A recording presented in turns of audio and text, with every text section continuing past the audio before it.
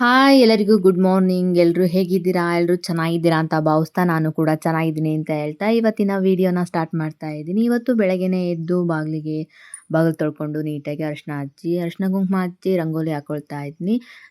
ತುಂಬ special design ಏನಲ್ಲ, ಮಾಮೂಲಿ ಡಿಸೈನ್ನೇ ಹಾಕೊಳ್ತಾ ಇದ್ದೀನಿ. ಅದನ್ನೇ ನಿಮ್ಮ ಜೊತೆಗೆ ಶೇರ್ ಮಾಡ್ಕೊಳ್ಳೋಣ ಅಂತ ಹೇಳಿ ಶೇರ್ ಮಾಡ್ಕೊಳ್ತಾ ಇದ್ದೀನಿ ಅಷ್ಟೇ.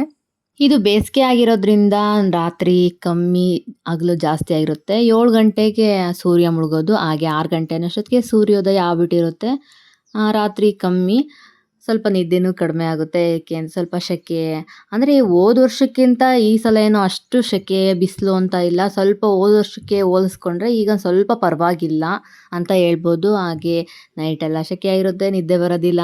ಹೇಳ್ಬೇಕು ಅಂದರೆ ಸ್ವಲ್ಪ ಚಳಿಗಾಲನೇ ವಾಸಿ ಅನಿಸುತ್ತೆ. ಏನಕ್ಕೆ ಅಂತಂದರೆ ಸ್ವಲ್ಪ ಚಳಿ ಆದರೂ ಕಣ್ತುಂಬ ನಿದ್ದೆ ಮಾಡ್ಬೋದು. ಹಾಗಾಗಿ ಇವತ್ತು ನಾನು ಟಿಫನಿಗೆ ಚಪಾತಿ ಜೊತೆಗೆ ಬೆಂಡೆಕಾಯಿ ಮಸಾಲ ಮಾಡ್ಕೊಳ್ಳೋಣ ಅಂತ ಹೇಳ್ಬಿಟ್ಟು ಮಸಾಲ ಜೋಡಿಸ್ಕೊಳ್ತಾ ಇದ್ದೀನಿ. 3 ಟೊಮೊಟೊ, 1 ಈರುಳ್ಳಿ, ಹಾಗೆ ಕೊತ್ತಂಬರಿ, ಬೆಳ್ಳುಳ್ಳಿ, ಹಾಗೆ ಕಾಯಿ ತುರಿ, ನಂತರ ಸ್ವಲ್ಪ ಹುಣಸೆಹಣ್ಣು ಹಾಕ್ಕೊಂಡು ಸಣ್ಣದಾಗಿ ಹೆಚ್ಚಿಟ್ಕೊಂಡಿರುವಂತಹ ಬೆಂಡೆಕಾಯಿನ ಎಣ್ಣೆಯಲ್ಲಿ ಸ್ವಲ್ಪ ಫ್ರೈ ಮಾಡ್ಕೊಳ್ತೀನಿ. ಚೂರು ಎಣ್ಣೆ ಹಾಕಿ ಚೆನ್ನಾಗಿ ಫ್ರೈ ಮಾಡ್ಕೋಬೇಕಾಗುತ್ತೆ.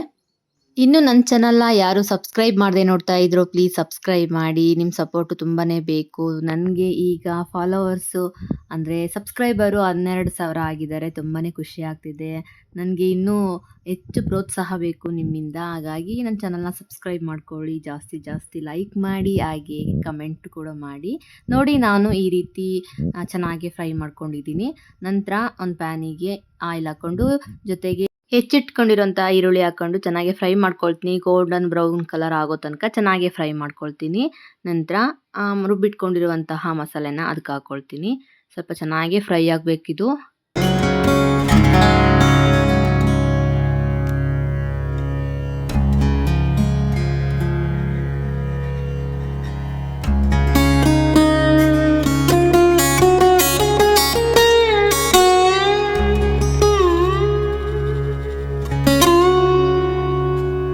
ಮಸಾಲೆ ಹಾಕ್ಕೊಂಡಿದ ನಂತರ ಸ್ವಲ್ಪ ಮಸಾಲೆನ ಹಾಗೆ ಹುರ್ಕೋಬೇಕಾಗುತ್ತೆ. ನಂತರ ಜಾರಿಗೆ ಹಾಕಿರೋ ನೀರು ಹಾಕ್ಕೊಂಡ್ಬಿಟ್ಟು ನಂತರ ಖಾರದ ಪುಡಿ, ಹಾಗೆ ಸಾಂಬಾರು ಪೌಡರ್, ಉಪ್ಪು ಹಾಕಿ ಚೆನ್ನಾಗಿ ಕುದಿಸ್ಕೊಂಡಾಗಿದ ನಂತರ ಬೆಂಡೆಕಾಯಿನ ನಾವು ಹುರಿದಿಟ್ಕೊಂಡಿದ್ವಲ್ಲ ಆ ಬೆಂಡೆಕಾಯಿನ ಹಾಕೋಬೇಕು.